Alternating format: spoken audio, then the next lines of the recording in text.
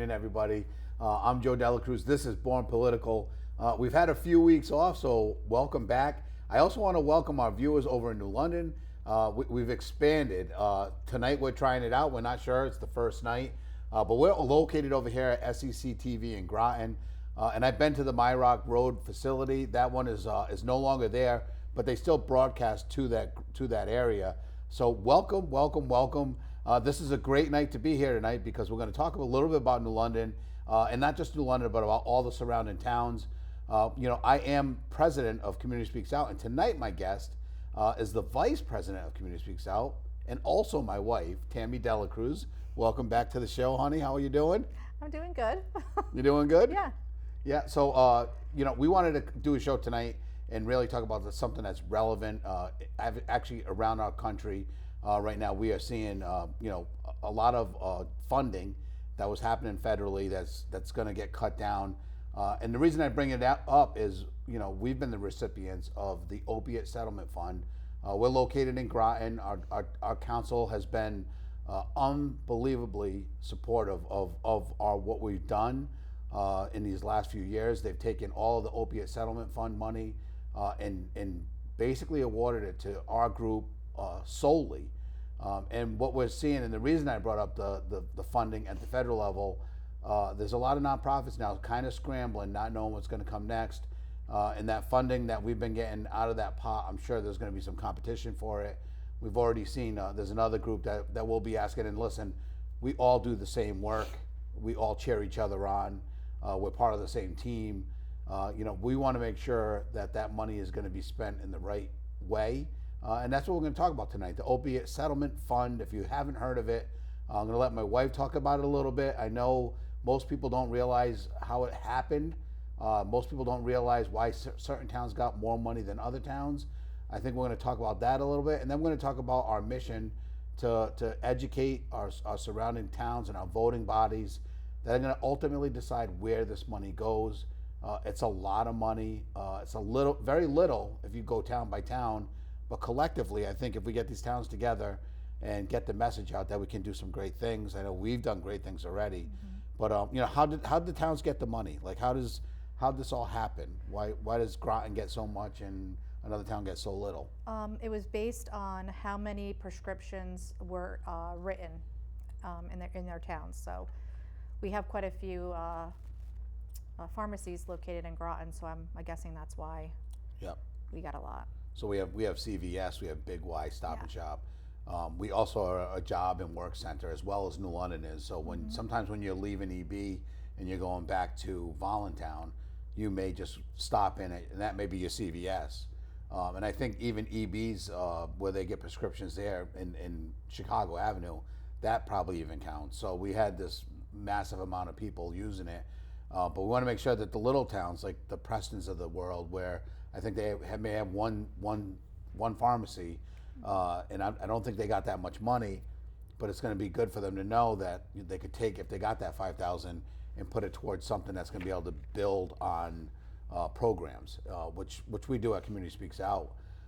There are towns that we want to talk about, and my wife brought a list, and she's been going over that list, where this money has been awarded, started being awarded in 2022. Groton had 3 separate sections of money that they've all doled out. There's no money in the account, it's drained. But there's other towns, and we're not shaming them at all because, if you didn't know about the problems that are happening in the community, you might be in an area where you may not see it, but your residents are certainly using the services that we provide. Right. But there's some towns in there that they've gotten some money and not spend any. Yeah, there's quite a few that have, they either are dealing with trying to how they're going to do the process, like are they going to do like grants, have to apply for grants. I mean, it takes a long time to set a process up, and the only issue that I have with that when I'm looking at the numbers is that while people are dying, the money's sitting in a pot. And I just think that Groton set a precedent, when they actually awarded 3 years to us, because it sent a message that the money is blood money, and it's for the eradication of the opioid crisis. So that being said, there are towns in here that haven't spent a dime. There's one that really only got like a little over $1,000, but it says clearly, it states that it went into their budget, And that was one of the fears that a lot of us had, is that it would just balance their budget. Or, I know that there was a meeting the other day, and there was some recommendations on giving some to the school, and like it really is for an organization like ours. Yeah, and above and beyond. It's so some towns, they have their organizations that are set up, and we fully support any additional money that's given for additional programs. So in my mind, if you had a group in town that's your human services, and this could be any town USA, because this money is distributed across the country. It's not just Connecticut. Every state that sued these companies, and our Attorney General Tong did a great job. He got a lot of money. He didn't settle early, which could have resulted in a lot less money, but he pressed, and we have the money that we have now. But really, it's going to be, how do you distribute it? And I think we want to talk about why. The why. And when we think of money that goes into a voting body's hands, it's usually they get all their money from revenue from taxes. Whether you buy a new car, or you have a home, or if you're even renting a home, your landlord's paying taxes. So ultimately, the town is being funded by taxes, by property taxes, personal property taxes. In some case, they have some sales tax. They get revenue from the state for schooling. But in the end, this source of money, all is because people lost their lives. It's all because there's people that struggle to this day, families that have been torn apart. It was a court case that was adjudicated in Purdue Pharma, along with CVS and Walgreens and a lot of other players that McKesson. These are people that had negatively impacted our community, and they lost a lawsuit. So this money goes into a pile, and in this case in Groton, it's over $300,000 that Community Speaks Out received, and we're going to talk about what we've been doing with that money. We're pretty excited about that, but that money was received from the lawsuit. So town by town, when we go and we talk to folks about doling that money out, so if you're at the town of Norwich or New London, I think the councils completely understand the issues in those both towns. But to understand that money is going to go to extra, not to fund something that you already have or need, not to fill in overtime for, maybe if it was over, and I could see where you could stretch this, overtime for police because there's a lot of overdoses, or that's what we're worried about. We're town councils, we're mayors, where anybody can sit down and kind of draw this squiggly line from blood money to fixing the pothole down in front of someone's house. And you could probably draw that line. I was in politics. I understand the pots of money and how you try to stretch ways and make grants work. And purposely, when Attorney Tong and they won that lawsuit, and when the legislature decided how towns are going to disperse the money, they said for the eradication of opiates. I mean, that is a very broad definition, and it was done perfectly well, because a group like us may not be able to get money if you had to jump all these hurdles to get it. You don't want to make it so cumbersome that the groups that are really doing the work can't get the money. It's just that we want to make sure that you guys have the idea in your head of why the money's there. And if you get that idea, I think it's going to be simpler for these other towns to dole the money out. Yeah. I think what's really important is that, all the towns, I think 166 of the 168 or 169 cities did their report for the beginning of 2024. And on the report, I had noticed like New London got quite a bit of money, and some of their money, the only money they spent, went to Narcan and the boxes that they were putting out, which I ended up having to be brought back out because they weren't temperature controlled. I'm not sure where they're at with that, and I don't know if they spent money after that. I think the main concern with the town now, as 3 years have gone by, and when we saw the meeting the other night, they talked about, okay, maybe we should do a different process, because the money's coming shortly. Not sure the amount that Groton's getting the first time around. They had heard something had been passed around about 66,000, maybe less than that, maybe more than that. They're really not sure until it comes. But what's really important to understand is like they want it to be for Groton, right? Because every town pretty much has money. There are going to be situations like I do a lot of vetting when I do an intake over the phone. Yep. But we have to remember You that do. we have Stone to Institute, which is a private residential IOP, where people go and stay, but then they walk across the street to the outpatient program.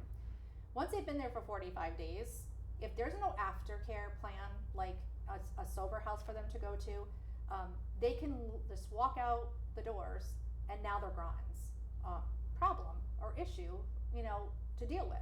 Because if they're homeless, what are they going to do? And we have been able to stop that from happening. We've been able to place them, into anywhere from New London, Groton, Norwich. If they're a Groton resident and they choose to go a little further away than Groton, just to get away from the circle of people that they just might need some time, we will send them a little further away and pay for that. But for example, if someone from Bridgeport comes and they want to return home to Bridgeport, we will work with the care personnel that, case managers, to say, look into Bridgeport and see, see if they have some money that they can help, funds that can help with that, because that is kind of cutting into the Groton fund. So yeah.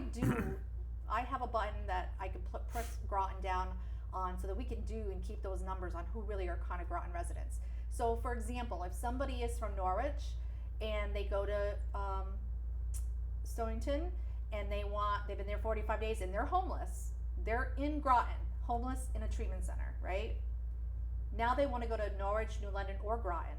That's another option. We can help them in southeastern Connecticut, because they really are now part of Groton, unless we help them. And I was just talking to somebody.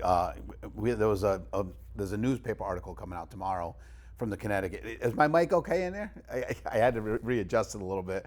But the article was asking about this money that's getting divided up and where it's going. So yeah, our mics are giving us a little bit of a problem. So in any case, we're trying to figure out where this money is going to go. The paper's going to do a little bit of a story on it, statewide, to see where all the money is gone and how it's being used. And really, my number one concern the day the money was won, being up in Hartford and understanding how money can be divided, I looked up the tobacco settlement fund. That was the first thing I looked at. It was the largest settlement fund that had ever happened in the United States of America, class action lawsuit, previously to this opiate. The opiate has surpassed it. It's 25 years later, but it's also more widespread, and the money was bigger. And there were instances where small tobacco farmers were digging into that fund because the verbiage they used to distribute money. And again, they did the same reason why, is because you can't make it so cumbersome that people can't get the money. But it was basically anybody that had been adversely affected by tobacco and the use of tobacco and the production of tobacco. Well, there were small tobacco farms that went out of business when they started really cracking down and making them advertise that these things cause cancer. People started smoking as many cigarettes. They weren't able to grow that crop anymore, and they tapped into that fund. So when you read some of the reactions from some of the people that had lost their loved ones, that basically had, they were told that back in the 50s that, basically cigarette smoking may possibly be better than breathing air. All those things you hear about vaping now. Kind of like vaping. Were the very same stories that, so again, they had the reasons for getting that money, but then it went to, saving tobacco farms, people that had been growing it. And you can make connections. And that's why when I talk about being worried about what's going to happen with this money, I'm worried because, Tammy and I and the board at Community Speaks Out, we have been entrenched in this for the last 10 years. We've worked with people. We've lost people. Mm-hmm. We've watched kids come to our sober softball team that don't have their parents, that are living with their grandparents now. Sometimes, in some cases, lost their grandparents, and the kids are struggling. We've seen families, communities ripped apart, and that's why we're so passionate about this, and knowing that this money is probably going to get into the wrong hands in certain cases is makes us nervous. We don't think that's going to happen in Groton. We think that our council has not just been educated by us going in as a group, as an advocacy group. They have come to us. They have reached out to the community, and not just Community Speaks Out. they have called other people and see where there's. That's how I think they met Always Home. They've done their homework, and that's what we're asking other councils to do. And to that point, we've had other towns come up to us and say, I wish we had a Community Speaks Out in our town. So I think it's a no-brainer that with Groton, that we have, definitely put our roots down in Groton now, because we bought a building, and with the thanks of this opioid settlement money, we've been able to obtain a building and an area for recovery activities, for supportive services. It's just been amazing. And we're now like roots in the ground now, you know? And so Groton's very lucky that they have an organization that's based right here in Groton.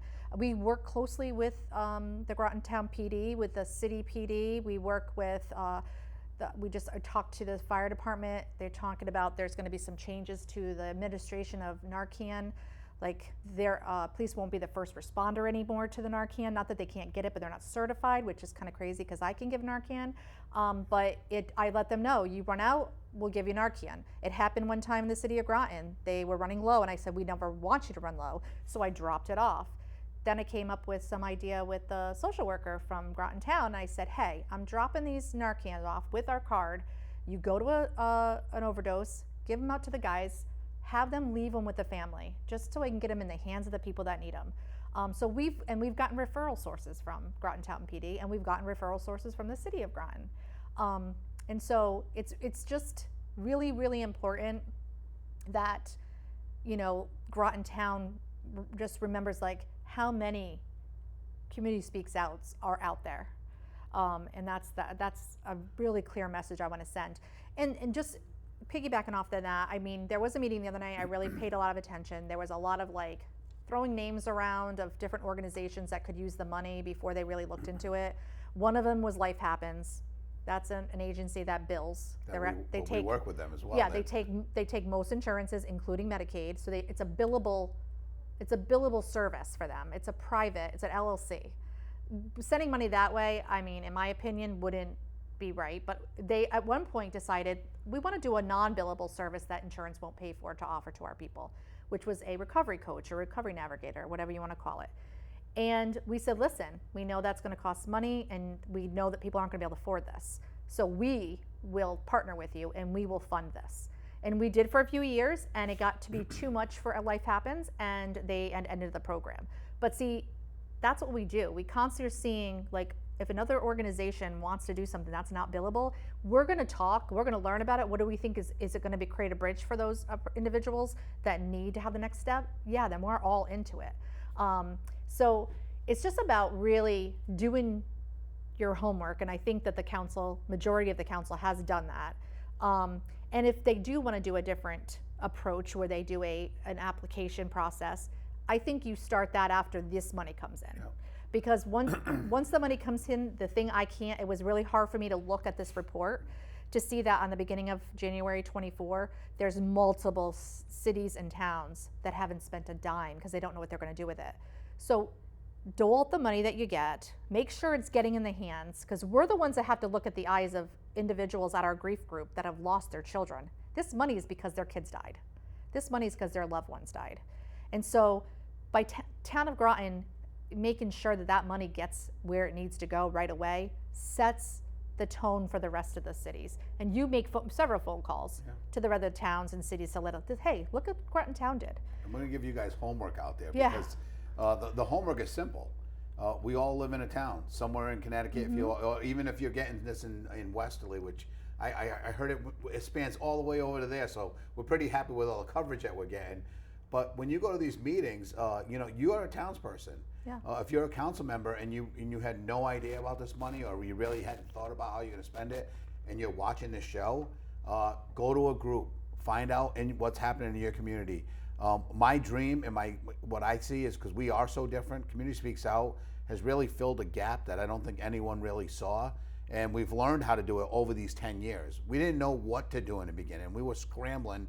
We were the 911 call and we were just going to try to do anything to help that mom or that dad that night. And that's what we did. And then we've stepped back and really listened to the people. A lot of it has to do with activities, to the youth group, to recognizing people who have lost their lives to actually recognize the family and family members that struggled with the loved one in addiction. We've covered all the bases, and in my mind, my dream would be, when you said every town should have a community speaks out, I one day can see where every region does have a community speaks out, a lot like an Elks Club, where people get together that from that area, and they raise money. Like the Elks does a great job. They respect the flag, and that's their mission, but they also donate money to a lot of different organizations. I could see something like that developing out of what we're doing. We're hoping to make a game plan, because we are making a difference with this money. So we don't have towns for the next 18 years trying to figure out how to do something, and then have a third party group come in and just have them put a box in front of a Narcan box in front of a library, so when we hand somebody Narcan in our group, it's because they need it. It's because they came to our group to learn how to use it. I'm not saying other people don't need it when they go to the box, and I understand the wanting, which they can't do unless it's inside, because it's got to be temperature controlled now, and they're trying to figure that out. But it's the connectivity that we like, the connection to the person that needs it, and see what else of service and help we can be of them. But it's so important to realize that going forward, there are going to be towns that don't have people like us. And so as things evolve, and say the town council wants to go in the direction of people sending it, splitting it up and giving it to people, which would be hard for us, but I mean, if it is what it is, because there's a lot of cuts going on, and I can understand that. And I'm not saying GASP is a great great thing, and NLCC, I wish that's part of New London. It would be nice if they could get some money from New London, but if it's not possible, and they that's totally fine. I get that. But what we'll have to do is, because we do serve other people, we'll have to tap into out of those. I do want to say what's really important, what we have to remember. We have sober homes here in Groton. We have several. And we frequent those sober homes, check in on them, see how they're doing, especially the new people coming in. If they have a need, they don't have clothes, if they're just gonna start a job, they need non-slip shoes, is very specific. I've got to go out and get it. Work boots, anything. I want to remind you that having that connection in your community, this is how you truly eradicate it. When you have that connection in our community, they feel valued, and eventually they're going to be the person that serves you dinner, takes your order at a restaurant, serves you coffee, maybe goes to work at EB, and other places around your town. They're part of our community. And to make them feel like they are part of our community, it goes a long way. It starts to break that stigma up. And I'm telling you, I have the best time just going by. If we go to a party and we have extra food left over, we bring it to them. They have so much support from Community Speaks Out that's how you truly eradicate it. So we want to talk a little bit about our building too now, because we talked about the money that we did get, and it's been over $300,000 over the course of 3 years. And we actually went and purchased a building for $297,000. We had a little bit of help early on, but we were able to make some renovations. We had a bunch of volunteers that helped us out. Board members showed up. We gutted it. Not gutted completely, but it's been redone. It looks beautiful. There's still a lot of work to do. We need a roof. We need some other things. So if you're out there and you're a roofing contractor and you want to be part of the community and help out, Community Speaks Out, we'd love to have you. You're going to have to be insured, and we're going to have to pull permits. We're doing everything exactly the way it needs to be done, because we're in a commercial area. I do want to tell a quick story about our building and how it's affected our community already. We've been in the city for a long time in Groton. We're down Thames Street, and we were searching all over Groton, and we did not want to be next to a package store. We didn't want it next to be something that we might shop. like, a hookah shop or something that might give somebody, difficulties in coming in. And we landed right next to a package store. They're everywhere, so you can't get away from them. We've had a few people during our meetings come in that were looking for the package store and kind of stopped in and said hi. And we had a young lady that my wife met that ended up needing help. Yeah, You can tell your story. It's your story. So there was a little incident with the electricity. It got pulled out of the building next door. Things happen. And I ran down to check everything out, and I couldn't stand where the wires were, so I stood in front of the package store, and a young lady came out of the package store. And she asked me if I needed money because they had no. She said she had a cash app. I don't know what she was actually saying, but she said that it was cash only right now because they didn't have electricity. So I go, oh no, I don't need any alcohol. I'm with the building next door. And she goes, oh, I was wondering what that building was about. I saw that, and I said it's actually Community Speaks Out, and we help people in addiction. And she just stared at me, and the tears flowed. And then I realized, you from Groton? Yep. Where did you go to school? Fitch. What year did you graduate? 2010. Did you know Joey Gingerella? Yes, I know Joey Gingerella. The tears flow again. So she goes, I need help. And so it took about 3 days process. And it took something that the access line couldn't do. But it took us to get the police and to try to get her moved out of a hotel. And then the next day getting her into CVH. And then picking her up the next morning, she's running down she's scared. I mean, if you don't have that really one-on-one support, she wouldn't be in treatment today. She did her first 30 days in treatment at CVH, and we talked during that time. And I said, my recommendation, and you can do what you need to do, is to really go a little further. You've had a lot of trauma. Just consider going a little bit further. She's now in an additional 3-month program. We, Community Speaks Out, got together and got all kinds of clothes for her and things to make her feel better, some makeup, some good stuff, books. We had reached out to the community. They gave us books. We dropped it off in Hartford for where she's at. And she said before we got there, her anxiety was really, really high. She had to leave one place to another place, and it's scary, and she's homeless, and it's tough. Once she saw my face and saw the other girl's face and got this stuff that made her feel good, she goes, I feel so much better. And so I know what we're doing is the work of eradicating the opioid crisis. And that's really all it comes down to. Everyone asks, God, you guys got so involved that you're not doing other stuff. We're doing other stuff. We got our grandkids and we're having fun and we're enjoying life. But it's become a huge part of our life, and deservedly so.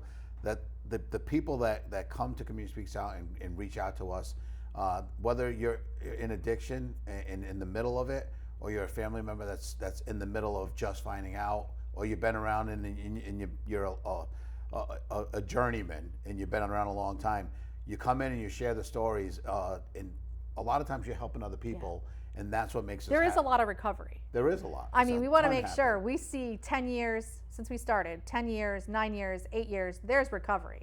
They've got great jobs, they're building houses, they have kids.